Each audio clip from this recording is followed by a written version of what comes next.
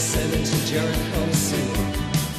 Camel dust heralds our arrival. New Christ. We've got Tyler here in Austin, correct? Yep. How you doing, Tyler? How's it going? Good. How are you guys doing? We're great. Good. I have a fundamentalist Christian as a friend, and I've been talking to her recently about her beliefs, and I've been trying to understand them. And as you can imagine, there's some conflict, and things kind of broke down this last week. Well, along the lines of what you were saying, Martin, about getting her to ask me about my beliefs. I've actually tried to do that because I didn't want this to be a one-sided conversation, and I wanted her to understand where I was coming from so I could better understand where she was coming from. Right. But she just seemed generally disinterested and never asked me anything, never questioned, nothing. So, anyways, well, it was probably very intimidating to ask her to do that, and so she just kind of shut down at that point. That can be a reaction you get. Yeah. Well, I don't want to ask you questions because I don't want to know about not believing in God because I don't want to even go there. Yeah, I think that's the case, and she's very sensitive about not insulting another person's beliefs, and she's fine with people believing whatever, and so am I to an extent. But I just have some general questions for you guys along the lines of if I'm going about this the right way and talking with her. Well, those discussions can get emotionally fraught. Yeah, So I it's understand, not and I've been trying to be very careful because I know that religion is something very important to her. But my first question, and this kind of goes for you, Matt, because I know that you've been a Christian and have been a strong believer. Why do the Christians that believe, the type of Christians that believe the Bible is literal, that it's a true account of all of God's deeds, how can they believe that he is good when he does so many atrocious acts in the Bible? Do you have any ideas on that? Like, why do people believe that? Okay, I'm going to have to preface this as one quick exception. Despite people who claim that they believe the Bible literally, I've never met a single person who actually literally believed everything in the Bible.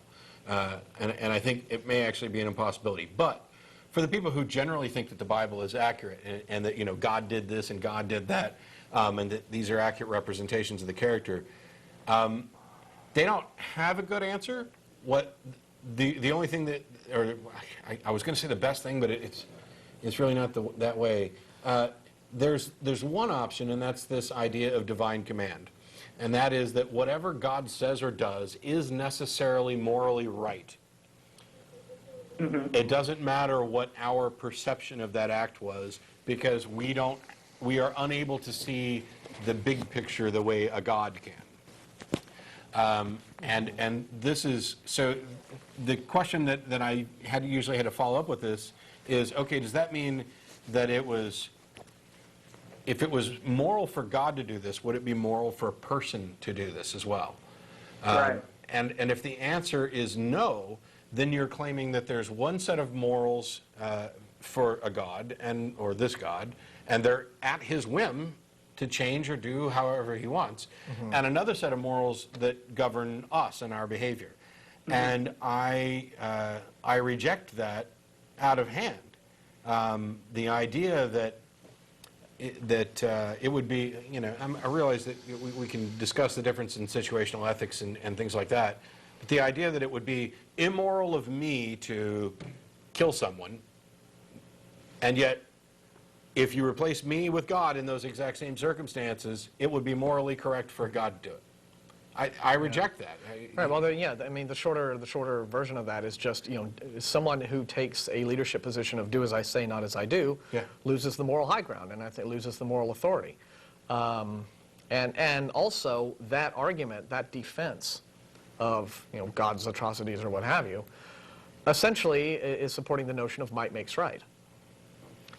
Which I think you can also claim to have serious moral objections to. It's the I brought you into this world, I can take you out thing. Yeah. And there are people who think that, okay, yeah, in the flood, God actually did flood the entire world except for those 8 people and animals on the ark. And that's because everybody else had it coming. They were really bad and they deserved it. And, you know, the typical response immediately is, okay, so you're talking about even the little babies that drowned deserved that too? Well, in the sense that they were part of the society, and God knew that they were going to grow up to be bad. They're the result of fornication and Yeah. therefore tainted. Well, if God knows that they're going to grow up to be bad, he knows what everybody's going to be doing. He knows what, it's absurd. You cannot get to a coherent position that doesn't just make a flat exception, a bit of special pleading for the God character. And I can't buy it. So to answer your question, I have no idea what answer they could possibly come up with that would even be remotely acceptable. Well, I had some conversations like this with Christians, and we bring up, for example, one example of a godly atrocity in the Bible is in 2 Kings chapter 2, verse 23 to 24, the sending the bears to slaughter 42 children because... I actually pointed that out to her Yeah. specifically. And let me guess. If she answered you, she... There's several options. Yeah, the response that I got was, suddenly the Bible starts saying whatever they want it to say at this point. Yeah. The big book of multiple choice becomes the big book of choose your own adventure at this stage, because suddenly the children become this gang of youths, Yes. dangerous, suddenly they're no longer children, they're these 17, 18-year-old tough punks. They're Crips. Yeah, and they're out to do bodily harm to the prophet Elijah. Yeah. When, of course, that's not actually what the scripture says. And I went, you can go online. In fact, if you go to BibleGateway.com, right there's something like 20 different translations of the Bible. The thing and is, I just picked a dozen at random, and I think all but one of them, translated the word as children. Only maybe one or two translated as youths, which you could argue might say, all right, it's not necessarily children, but it's possible that it may actually, even if it is a valid translation and meant a gang of youths, so what? How is it just to send bears to slaughter them? bears to kill them? Where had they done anything other than name calling at this point? No, they hadn't. There's nothing in there that says it. But again, in the inventive interpretations that you'll get, suddenly they're out chasing him with bats and brakes and we're going to bash your head in. And Glocks and whatever whatever they had back then. So you just get these tortured reinterpretations. Everything you have to remember, in the mind of the believer, God's always got to win. Yeah. So and if this is all about just when you get down to making stuff up.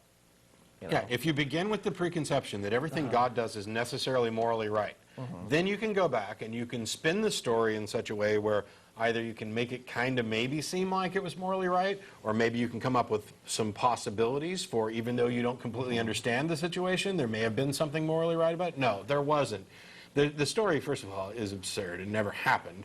But there's nothing morally right about it. There's nothing, it's like, we brought up before this idea where Abraham is asked to sacrifice his oldest son, and he goes and he takes it and he binds and does it, and God intervenes at the last second in order to save the kid. Just kidding. And everybody looks at this and says, wow, see how great? I mean, he spared this kid. Hello, he called for the kid's death in the first place. Yes, but he never intended to actually let him go through with it. It was a test. Well, what kind of moral being puts you through a test Let me tell you about tests. If I'm going to test my kid to see whether or not he'll do whatever I say, that's kind of stupid. But if I'm trying to test my kid to see, there's two aspects of this. There's the test to see if you'll do whatever I say, which I would say is immoral. I don't care if it's a God doing it or not. If there is a God and he comes to me and he says, hey, guess what? I need you to kill your friend. No. Thanks for playing. Move on to the next sucker. But the other thing is that in order for the individual, in this case Abraham, to go along with this, he had to be of the mindset that it was within God's character to actually ask him to sacrifice his son. If he thought that God was good and would never ask for a human sacrifice, then the correct response from Abraham is, clearly you are not the God I worship. My God would never ask me to do anything like that. Therefore you are a demon and you're trying to fool me, and I refuse to fall into your trap. Ha ha ha. That's what somebody does when they believe in a God that is good, that would never ask for human sacrifice. What does Abraham do? Boom.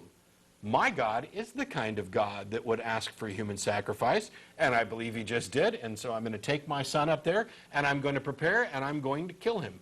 Because whatever my God asks must be necessarily right, even though it would be evil otherwise. Yeah. Therefore, might makes right. You get back to this might makes right religion. But it demonstrates that the ancient, to some of the ancient Israelites, the idea that of God being above human sacrifice or requesting human sacrifice is false. They had it in their zeitgeist that God could and would ask for this, and that's you can't have the Abraham story without that.